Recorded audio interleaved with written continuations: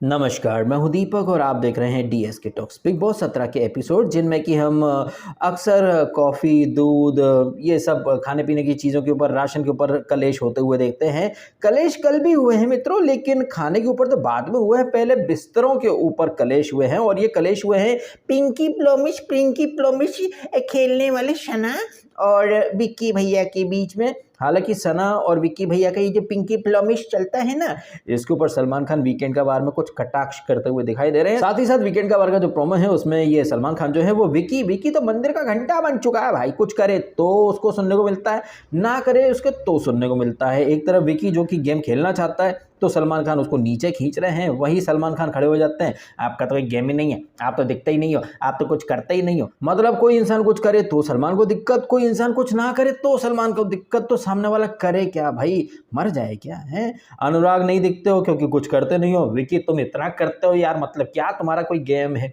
क्या? विक्की वाकई में सेफ गेम खेल रहा है क्या? प्लीज आप कमेंट करके बताइएगा, क्योंकि विक्की कैसा भी हो लेकिन गेम तो खेल रहा है ना भाई। और जो पपेट बना करके अगर वो नचा रहा है तो ये कहीं ना कहीं उसकी तारीफ है, बिकॉज बाकी के लोग ऐसे नूबड़े हैं जो नाच रहे हैं।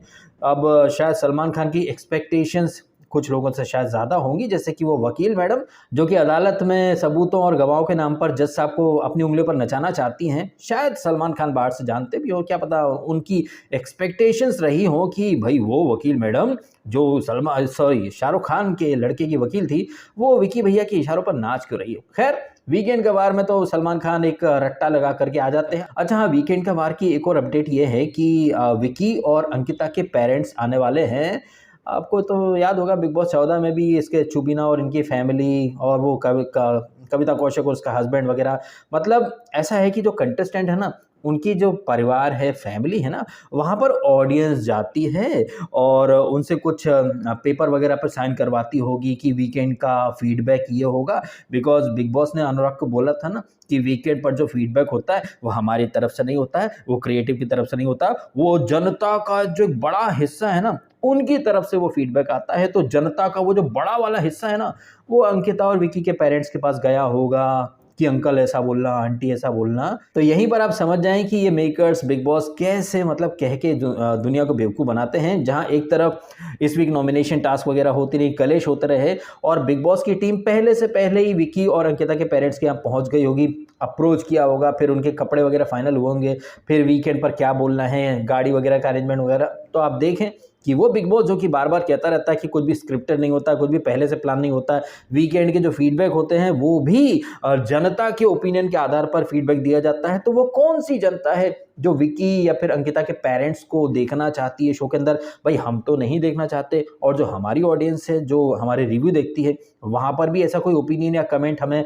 देखने को नहीं मिला जहां पर कोई कह रहा हो कि विक्की या अंकिता के पेरेंट्स से वो मिलना चाहते हैं या फिर उनकी बातें सुनना चाहते हैं। ना ही सोशल मीडिया पर जो कि मैं चेक करता रहता हूँ, वहां पर भी ऐसा कोई ओपिनियन या फीडबैक नहीं था कि भाई या कंटेस्टेंट के पेरेंट्स को लाया जाए। लेकिन ये बिग बॉस की टीम अंकिता और विक्की के पेरेंट्स को लेकर के आ गई, जबकि अंकिता और विक्की के बीच में जो मुद्दा था वो तो पिछले वीक था। तो जो कलेश है भाई, उसके ऊपर तो पेरेंट्स को पिछले वीक लाना चाहिए था, लेकिन बिग बॉस अब लेकर के आएगा। और ये जो विक्की और उसकी मुन्नी बदनाम को जो बिग बॉस ये सलमान खान बैश कर रहे हैं, ये कुछ और नहीं भैया, जनता का मुख्य बातों से ध्यान भटकाने की एक कोशिश है। ऑल तो मैं बहुत खुश हूं कि मुन्नी बदनाम का गेम एक्सपोज हो रहा है, बट उसका गेम तो काफी टाइम पहले ही एक्सपोज हो जाना चाहिए था। अच्छा, ये जो शब्द है एक्सपोज, इससे हमें याद आती है बारबी हांडा। भाई कब फूटेगा उनका भांडा? बारबी हांडा उर्फ मनारा चोपड़ा उर्फ प्रियंका चोपड़ा और परिणीति चोपड़ा की बहन, जो कि पीठ पीछे तो मुन्नी के खिलाफ बहुत कुछ बातें करती हैं। जब वो बाबू भैया से एक दिन पहले भी बात करी थी और बाबू भैया ने बोला था कि मुन्नी जो है ये तो बूट लेकर है। वो सना के बारे में भी इस एपिसोड में वो ये बाबू भैया इससे खानजादी से बात कर रहे थे कि सना निकल जाए तो बड़ा अच्छा हो, बड़ी टॉक्सिक है, इस तरह की बातें।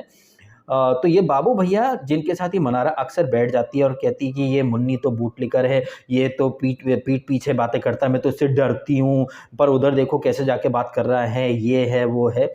तो ये मनारा चोपड़ा जो कि पीठ पीछे तो मुन्नी बदनाम को एक्सपोज करती हैं, लेकिन सामने आते से ही एकदम हाँ हाँ ठीक है, आप मेरे साथ बैठे हो, अच्छा ये वो, मतलब जब ये बाबू भैया के साथ बैठती हैं तो मुन्नी बदनाम के खिलाफ बिचिंग भर भर के करती है, लेकिन उसी मुन्नी बदनाम के साथ ये बैठती भी हैं, गपशप भी करती हैं, डांस वगैरह, मस्ती मजाक। तो ये जो डबल गेम है ना इस मनारा चोपड़ा का, इसको भी तभी से एक्सपोज किया जाना चाहिए। और भाई जो कल टास्क हुई है, बिग बॉस ने ओपनली बोल दिया कि भैया आप लोगों को राशन चुराना है। अब राशन आपको चुराना है। अब ये चोरी वाली जो टास्क थी, ये जो चोरी वाली जो टास्क होती हैं, या फिर अगर हम इसे रियल लाइफ के संदर्भ में भी देखें, तो कोई जो चोरी करता है, क्या वो दूसरे इंसान का सोचता है क्या कि चलो यार 10,000 रुपये निकाल लेते हैं, 100 रुपये छोड़ देते हैं? इस तरह की मेंटेलिटी रखते हैं क्या? नहीं ना।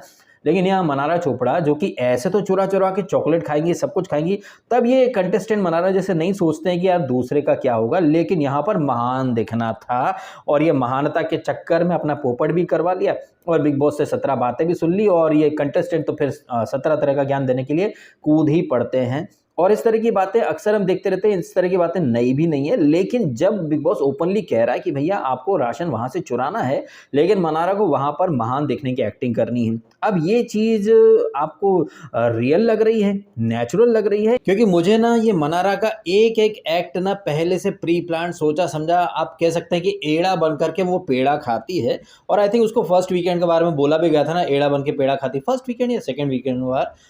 तो वो एड़ा बनती है, पेड़ा खाती है, और भर भर के उसने एक्टिंग करी है महान नारी दिखने की। अब हो सकता है कि भैया वीकेंड का वार आने वाला है, पहले से पहले कुछ ऐसा करे कि सारा अटेंशन हम पर आ जाए। और जो हमने प्रोमो देखा जहाँ वो अंकिता से लड़ भी रही है, एक दूसरे से अभी दोस्त बन रही थी, अब लड़ रही है, तो ये वीकेंड का वार आए उसके पहले ये फसाद तो भाई होना लाजमी है। ठीक वैसे ही जैसे फुद्दू फरहान की अम्मी का नाम शब्बो आजमी है।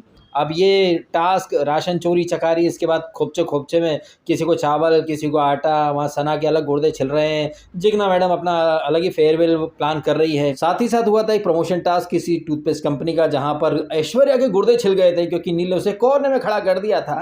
तो ये टास्क हुई है प्रमोशन वाली। उसके अलावा ये चोरी चकारी वाली टास्क, फिर बिस्तर के ऊपर फाइट, फिर अंकिता, विकी, सना इनके गुर्दे छिल रहे हैं खोपचे खोपचे में, फिर वो पंजाबी में गल्ला कर रहे थे ये मनारा और अभिषेक, ये सब कुछ रहा भैया। और तो कुछ खास मेजर हैपनिंग रही नहीं है जिसके बारे में भाई को डिस्कस करना ज़रूरी समझूँ मैं, क्योंकि बाकी तो सब टाइम पास एक्टिविटीज़ थी और तो कुछ खास था नहीं।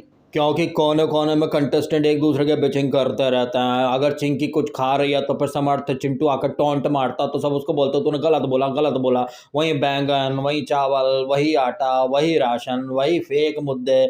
भाई कुछ भी तो रियल था नहीं, सब तो टाइम पास एक्टिविटी थी। बीच में जिग्ना देवी आंसू का झरना बहाया जा रही थी। वैसे जिग्ना देवी को चड्डी धोने का इनाम मिल गया, ये तो हमने थंबनेल के थ्रू ऑलरेडी आपको बता दिया था कि जिग्ना मैडम को चड्डी धोने का इनाम मिला है और वो एलिमिनेट हो गई हैं। अब बाहर जाकर के वो अच्छे से और भी पुरुषों की चड्डियां धो सकेंगे, बिकॉज चड्डी धोना जिनका जिग्ना देवी का एक टाइम पास एक्टिविटी या हॉबी आप उन्हें बोल सकते हैं। खैर बाकी की सारी बातें हम करेंगे वीकेंड का वार का जो एपिसोड का हम रिव्यू करेंगे उसमें। चलिए इन्हीं बातों के साथ ये वीडियो हम ख़त्म कर देते हैं। चलो थैंक यू सो मच।